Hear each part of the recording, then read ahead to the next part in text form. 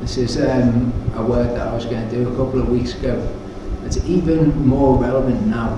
Why do bad things happen to God's people? Or why do bad things happen to good people in general? Kind of had to toss up about what to call it. I'll probably call it why do bad things happen to good people on the internet, because that's less of something that people jump to an answer to in their heads. But that's a little insight into my thought life. It's boring, isn't it? Basically, I was going to do this before I got taken into hospital. And this is more relevant now, probably, because it doesn't look like it's the best diagnosis that it could be. So this is particularly relevant to me, but there's been bad things happen generally in the fellowship, so it's relevant to people. Okay, one thing that I don't want to do is draw a comprehensive list of all of the reasons that Jehovah does things. That's not what I'm trying to do. His reasons are greater, his ways are higher than our ways, his thoughts are higher than our thoughts. Okay, just what I want to do is get across the idea that perhaps he does some things for reasons that we don't necessarily think of, but that he's always got our best at heart.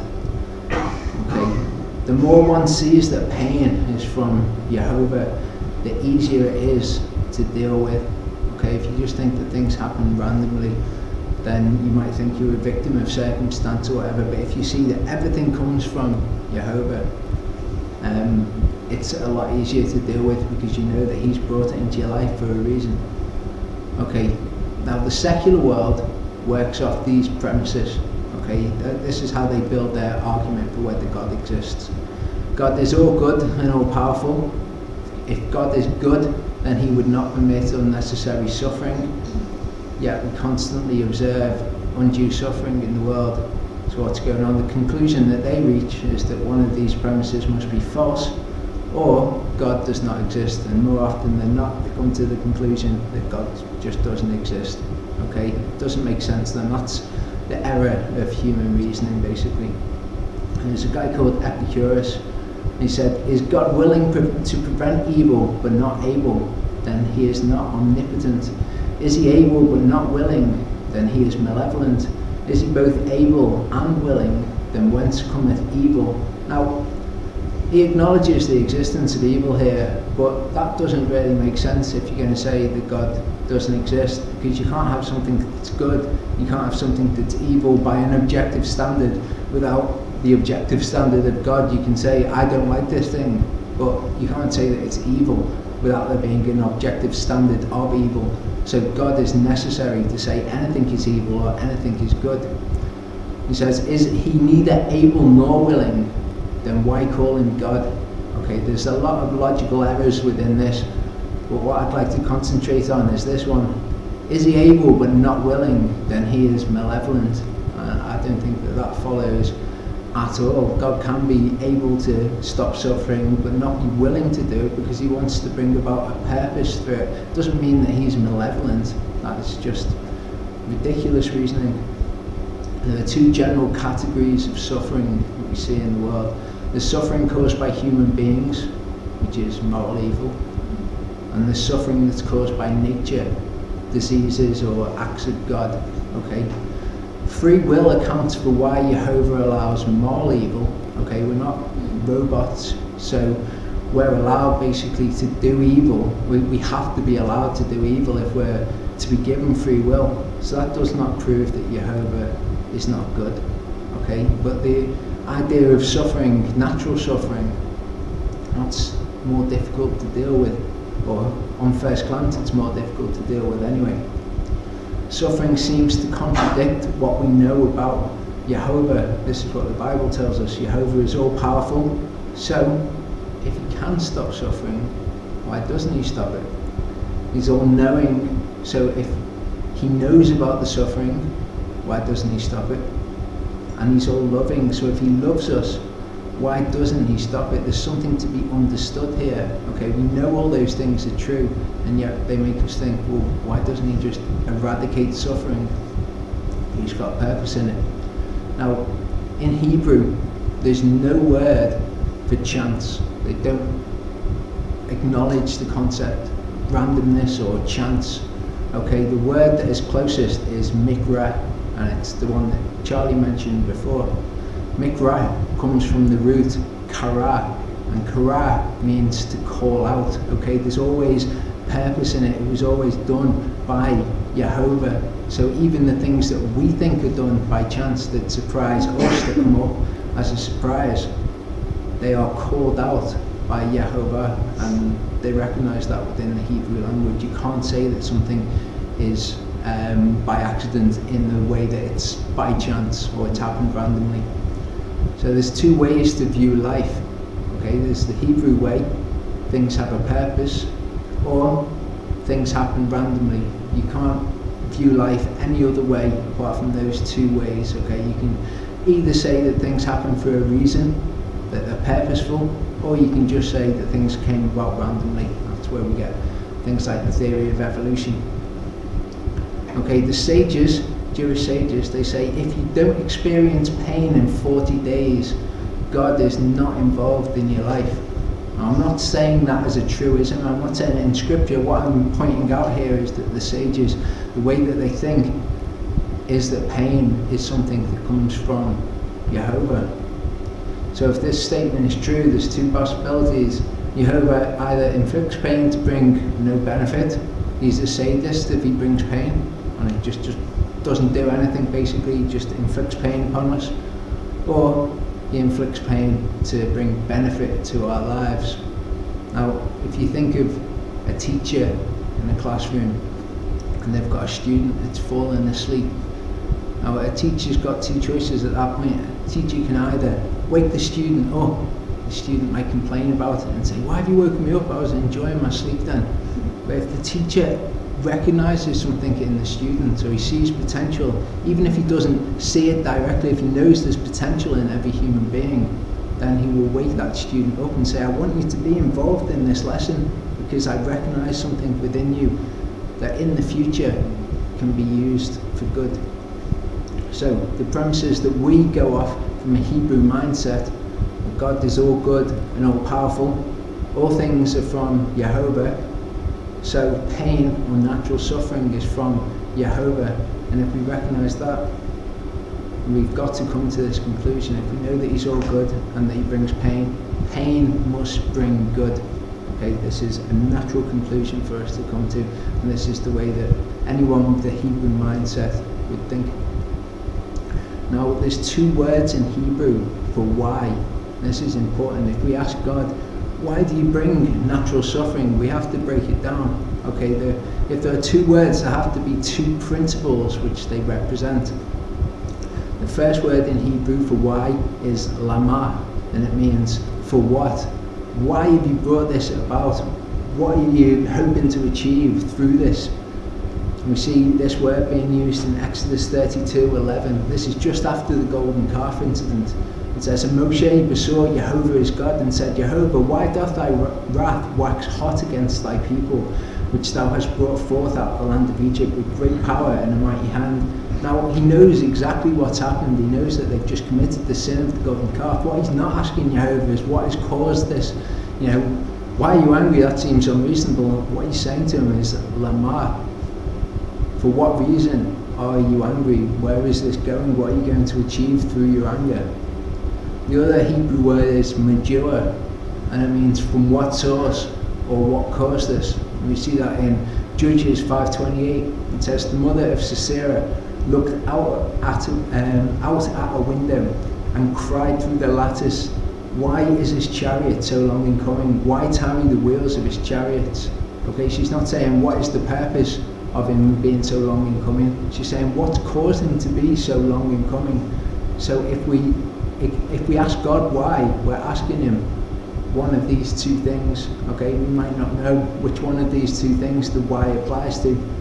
If there are two causes, there's the past, something has brought us there, okay, we ask why, and it can be because of the past, or it can be because of something in the future. We're headed somewhere, so God can bring about something in order to bring about a future event or bring about a future consequence. So some possible reasons for suffering, again, not a comprehensive list. But it might not be anything that's happened in the past, but it might have an important purpose in the future. And sometimes Jehovah tests us. We don't know the potential that we have inside ourselves until it's brought out. Okay, Jehovah might know that we've got potential inside ourselves. He might know that if he tests us, then this potential will be brought out. However, that's useless to us in our development unless he actually brings this potential out. So when you want to bring something out of somebody, you have to test them. Okay, you might want to show everybody else how we deal with the suffering and cause them to be uplifted as a result. And this is something that we probably, whenever we endure suffering, this is probably something that we'd like to say, this is why the suffering's happening. It's definitely why it's happening to me, so I can be an example to everyone else. It is the reason that he does bring about some things, but it's not the reason that I jump to is the reason in all cases. Sometimes it's not because we've done anything wrong, but to create space for us to connect with him. I was listening to a rabbi talking about people in an old people's home, and he was saying when they grow old and their body fails them, and what it actually achieves, it's an act of mercy, because they realise that all the stuff in the world, it doesn't mean anything. Okay, they could have as much money as you can think of, and it wouldn't be any benefit to them. Okay, all they would have is their soul within their body and their communication, their relationship with Jehovah. Okay, it would bring them to focus on that just before they died. So it would be an act of mercy in order to focus people upon what is truly important just before they go to meet Jehovah. Sometimes we live our lives so distant from Jehovah that we forget to connect. Okay, if everything's going great, we're just going about life in whatever way, we're just enjoying life, then it can cause us to become distant from Jehovah. We can be caused to not rely on him as much. Sometimes Jehovah is trying to draw us closer to him. So that is certainly a reason that he does things. Another reason he could be saying to us, I love you too much to allow you to destroy yourself. Now, if you think of somebody in university, someone going to university, and their father gives them a credit card, and it's a £50,000 credit limit. They give them the credit card and they say, what I want you to do with this is I want you to pay for your tuition, I want you to pay for your accommodation, all the food, everything that you need to make yourself comfortable in university so that you can study properly. And the child takes the credit card, goes off to university. First thing they do, go to the car dealership and buy a sports car, and they go to the drug dealership and buy some other things that they shouldn't be buying. Now, if the father finds out about this line of credit that's been extended to this person and their misuse of it, basically, then he's going to get the credit card and cut it up and say you can't use it anymore. And it's not to destroy the child, it's because the child is using that money in a way that's inappropriate, that's going to lead to them destroying themselves. Okay, and Jehovah works in the same way in our lives.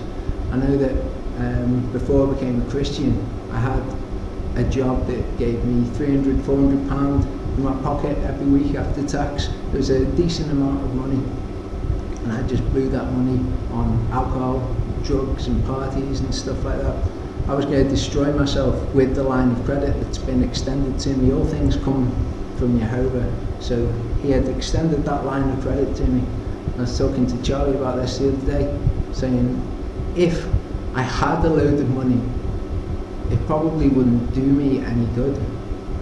I'd probably use it for things that perhaps I shouldn't, or there would certainly be more temptation to do it if I had the money to do it. So at the moment in my life, no, Jehovah's gone, right, okay, the credit limit that I've extended to you, this you've been using this in an inappropriate way, so I'm going to cut off the credit card and just keep you under control. You might be saying, I love you too much to not have you be a part of the first resurrection. I know that you're going to go off, you're going to do all of these things, and you're not going to develop the relationship that we need for you to be a part of the first resurrection. So I just need to restrain you from doing that, because Otherwise, you just won't be part of eternity with me. Okay, so 2 reasons when we ask God why something has happened. It can be because of the past. Now, the word punish in Hebrew, if there's a past event that we're being punished for, the word is anash. We can think of punish as quite a harsh word. Being punished by God, it sounds like a really harsh thing. But the word anash is spelled ayin, nun, shin. And the letter ayin represents an eye, okay? Nosh, the nun shin, is when something falls away. So anash, the picture there is to see that you've fallen. Okay, that's what a punishment is. That's why Jehovah brings punishment in our lives. See that you've fallen. See that something's wrong here, and then you can correct the mistake. Okay, I want to show this video. What I'll have to do is turn the microphone so it's next to the speaker. I think this is really good in talking about the shepherd with the lamb and the shepherd punishing the lamb, which is obviously the relationship that we've got.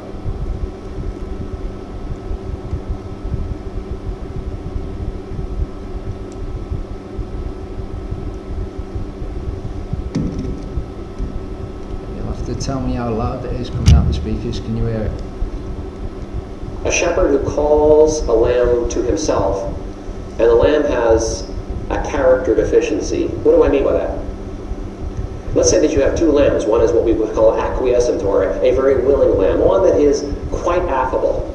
The shepherd calls, the lamb willingly comes. He longs to be near the shepherd, he wants to be with the shepherd. When the shepherd calls, it's an opportunity to run into the shepherd's arms. What a great thing.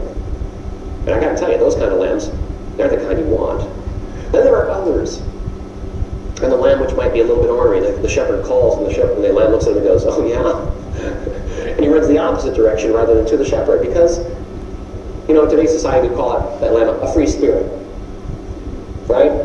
After all, he's his own person. He won't be penned in. He won't be told what to do.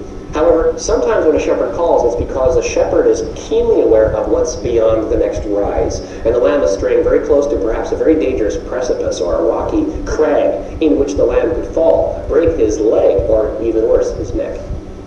And so there's a reason why the shepherd may be calling that lamb. And so to train lambs from the time they're very, very young to come when the shepherd calls is very, very important. That's where the rod and staff come in. Oh, they are comfort. They are protecting the flock against wild beasts and against any dangerous predator, even those on 2 legs. But you have to understand something. When a lamb does not come when a shepherd calls, and the reason the shepherd was calling him is because danger lurks in the other direction, it may be the death of that lamb if he does not learn to come. So in its youth, the shepherd may take that staff, that same one that's used for comfort and for protection, and he may smack the lamb over the top of the head if he doesn't come when he's called. Now, permanent damage? No. It might create a little bit of a bump, give him a bruise. That's about it. And the lamb may, in fact, in its pain, completely unaware of the cause and effect thing that you and I could see, perhaps. He just knows he's in pain. So what does he do? He runs to the source of comfort, the shepherd. And the shepherd, of course, is willing to hold him and comfort him and make it all go away, make it better. But sometimes that's not enough to train a lamb, and therefore you may find a shepherd may resort to more drastic means. To save a lamb's life, you understand, he may try to train that lamb by taking his slender foreleg between his 2 hands and doing what you and I might think is unthinkable. He may snap it, break the leg of the lamb, then put it back together, split it properly so that it will begin to heal immediately. But the pain which exists in that leg would prevent such a lamb from straying or running away. Again, furthermore, the lamb really can't even get around, even with the splint. Can't walk on it for a long time. And so the shepherd lays the lamb across his shoulders with the legs hanging down here. And now, because there's an injury to that lamb, the shepherd becomes its means of conveyance as well. Everywhere the shepherd goes, the lamb is sure to go. You see? That's the point here.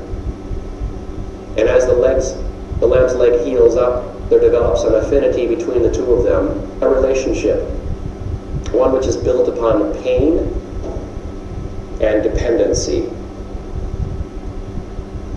Oh, that we might all be dependent upon God without a need for the pain to accompany it. Sadly, I'm one of these people who requires the 2x4 across the back of the head to get my attention. Thick-skulled as I am and stiff-necked as I am, it doesn't hurt that badly yet. But God has a way of making sure that his point gets driven home. And I'm sadly one of these people who has to learn a lesson over and over and over again. And I may learn it for a year or two, but you know what? I seem to go backward. And then God says, okay, it's all right. I'm not done with you yet. I'm just going to smack you around a little bit more to teach you once again. And I have to say, I am grateful. I really am grateful. He's good, that guy. I recommend watching him. It's called, well, the website's called Jewish Eyes. I don't remember what the rabbi's name is. Okay, so he talks there about things that happened in the past, and the shepherd might be protecting you from something that happens in the future as well. Now, there's a midrash which postulates the situation where there are two servants of a king, okay, and they both receive a punishment of not being able to drink wine for 30 days. One servant responds by saying, "What's 30 days without wine? That's fine, I'm not bothered." The other servant responds by saying, 30 days? I don't even want to go one day without wine. Okay, heard Charlie talking before about the next time that he'll drink wine. Obviously it's still something that he recognises as something that he wants to do. Not saying, oh, drinking wine, it's not something that I even want to do. It's fine. Okay, which servant is being taught the lesson quicker? Okay, the servant who says, I refuse to feel the pain that Jehovah has brought, or the servant that actually recognises the pain and recognises the value in the lesson. We shouldn't ignore pain. We should acknowledge that it comes from Jehovah, and that it is what brings shalom in our lives. Okay, it's what brings us into wholeness, into completeness. In other words, when a person feels that something has happened by chance, there's a lot of people that think that things happen randomly. It destroys them because they are not receiving the intended benefit of the pain. So they have to, the shepherd has to increase the amount of pain necessary to teach them the lesson, because they're just being stubborn and they're just saying, no, it doesn't matter. I refuse to feel that pain. Okay, pain's brought by Jehovah for a reason. It brings real benefit in our lives if we acknowledge it, if we come to embrace the pain. One of the treasures to be discovered in life is that happiness or joy is a result of being connected to Jehovah, whether he's bringing pain, whether he's bringing chastisement, whether he's bringing pain that's going to have some benefit in the future, or whether he's bringing a moment of happiness or joy, recognizing that it all comes from Jehovah. One of the great treasures to be discovered in life. Okay, on the subject of punishment, Proverbs 22 verse 8 says, whoever sows injustice will reap calamity, and the rod of his fury will fail. Now, very like a man will reap what he sows. Okay, God will not be mocked. Okay, this is a principle in God's word. Okay, if a man sows injustice, he will reap calamity either now or in the next world when he is judged. Proverbs 17:26 says, also to punish the just is not good, nor to strike princes for equity. Now this is a piece of wisdom for use in a human kingdom. Okay, this is something that a king might implement, but it's the inspired word of God that comes from wisdom of the Creator. He would follow the same thing. He's not going to punish the just that doesn't do anything. Okay, this is the other thing. Okay, so we can look at the past and say, well, maybe it's a punishment, maybe this pain has come because of something in the past. But there's another thing as well, the future, there's another option. So let's have a look at this. What are we supposed to do when we experience pain? 3 different options, 3 different courses that people take. We can ignore the pain, as we've said, it's not a good idea. We can embrace it, best thing that you can do, or we can get caught up in it and let it defeat us. Okay, we all have pain in our lives, and it's best to embrace that pain. I'm not talking about in Numbers 3, people who are mourning or anything like that. What I'm talking about is when people hold on to something and let it destroy them, let it unravel their lives, basically. Okay, number 3 is going a bit too far with embracing the pain.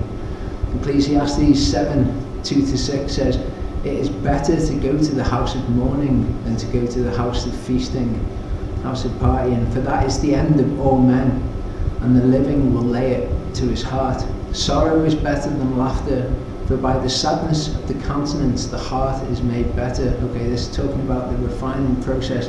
When Jehovah brings pain, when he brings sorrow into our lives, it's a way of him refining us, it's a way of him making us better. The heart of the wise is in the house of mourning, but the heart of fools is in the house of mirth. It is better to hear the rebuke of the wise than for a man to hear the song of fools. It's better for Jehovah to rebuke us over something than it is to just think everything's great, everything's fine, and he's just letting us go to our destruction. Now, in order to say something is better than something else, they have to be comparable. You can't say that screws are better than tables, they're just different, they've got different purposes, okay, they're not comparable. When Solomon says sorrow is better than laughter, sorrow and laughter have to be comparable in some way, they have to be better at achieving a certain end. So he's saying that sorrow will bring you more joy in the long run than laughter will, okay? We have what is known as a keyhole perspective on life. We can't see the whole situation, so we have to build emunah, or faith, trust, that Jehovah can see the whole situation and trust that he will deal with it. Okay, you could look through the keyhole and just see a bit of a situation on the other side. You see a man with a girl in a chair, and he's got a drill in his hand, and we might think, kick down the door, save the girl. If we did kick down the door and we saw the whole situation, what we might be confronted with on the other side is a dentist surgery.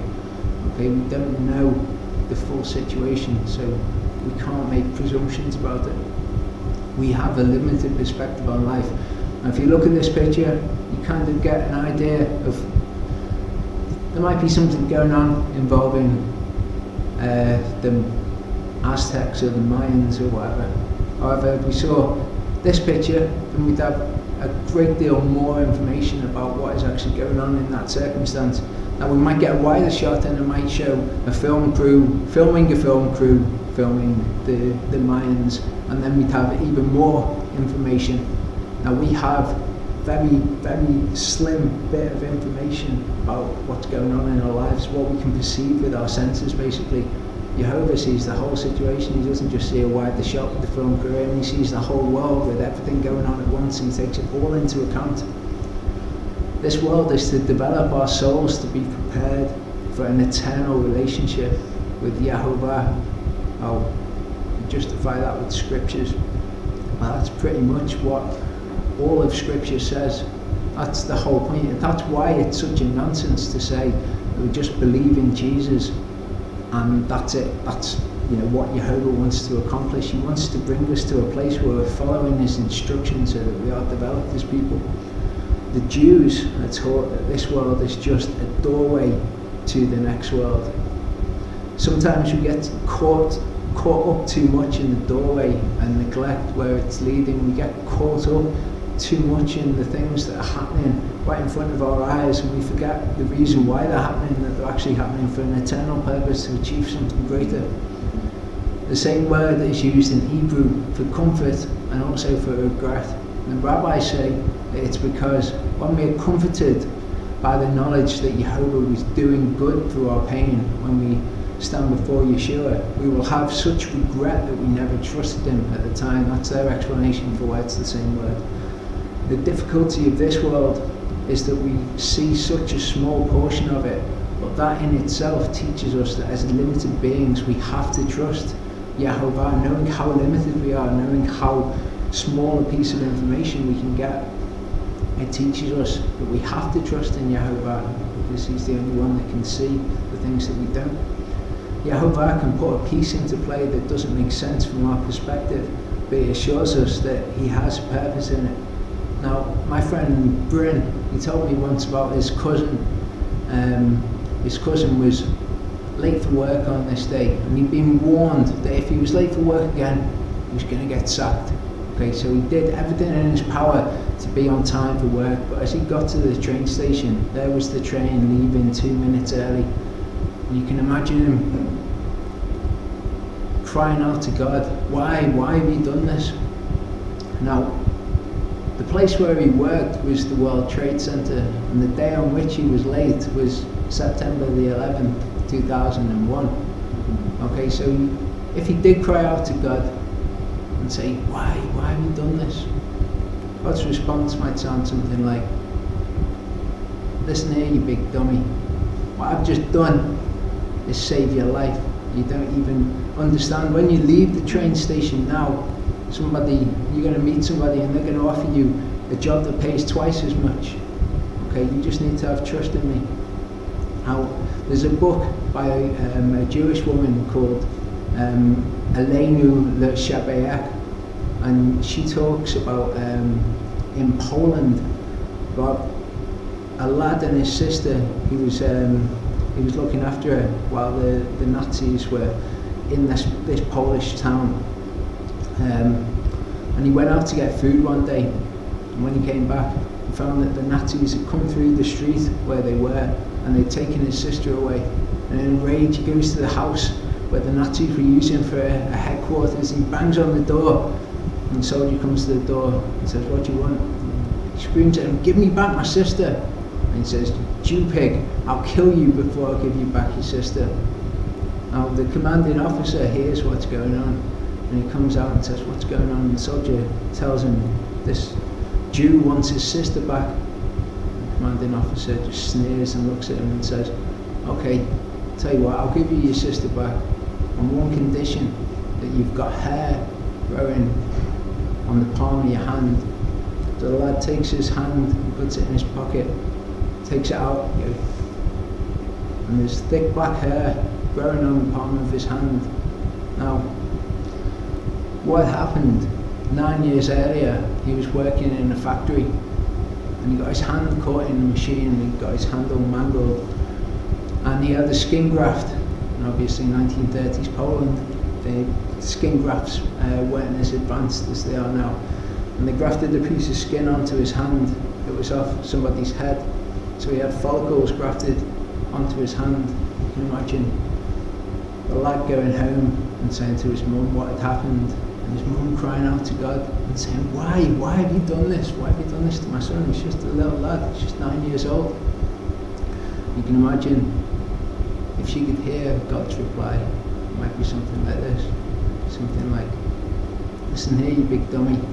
What I've done is I've just saved your little boy and your little girl's life. You're just going to have some trust to see how it works out from here. And this is how we have to be when we see things that happen that we at first think are bad. So we've always got to think, we know that this has come from Yehovah and that he works all things for the good of those that love him."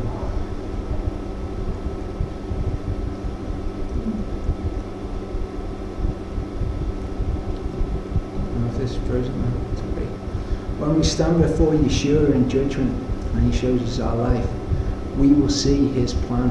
The end point will be so glorious, so magnificent, that we will regret ever having questioned him, ever having questioned his wisdom. Okay? So we will, as the rabbis say, we will be comforted by the knowledge of the end point, where it was all leading, but we will feel regret for ever having questioned him. The problem is not in Yehovah, the problem's always in our perspective of how things are working. Now, a rabbi that I like, Rabbi Mordecai Kraft, he says this, it's actually in that thing on prayer. This is the guy. He says, "Don't tell God how big your problems are. Tell your problems how big God is." Okay? Don't need to go to Yehovah and say, "I've got all of these massive problems," because all he's going to think is, "I gave you those problems in the first place. I gave you them for a reason." Rather, look at the problems. Don't see them as big problems. See God as a big God. See how much bigger Yehovah is. Now, I think that this passage is comforting, and we'll finish on this. 2 Corinthians 4:16-18 says, "For which cause we faint not, but though our outward man perish, yet the inward man is renewed day by day." So whatever the afflictions are that the flesh suffers, it doesn't matter, because what's being achieved through that is the inward man, the soul, is being renewed. Verse 17 says, "For our light affliction, which is but for a moment, worketh for us a far more exceeding and eternal weight of glory." Okay, again, what's happening, the affliction that we're suffering in the flesh, what it's actually doing when we lose sight of that is it's achieving something in the eternal realm. It's bringing us into a close relationship with Jehovah. Verse 18 says, "While we look not at things which are seen, but at the things which are not seen. For the things which are seen are temporal." Don't get caught up in them, like but a vapor. But the things which are not seen are eternal. That's what Jehovah is focused on when he's bringing things in our lives. He's focusing on the eternal. He's focusing on our souls. Shall we pray?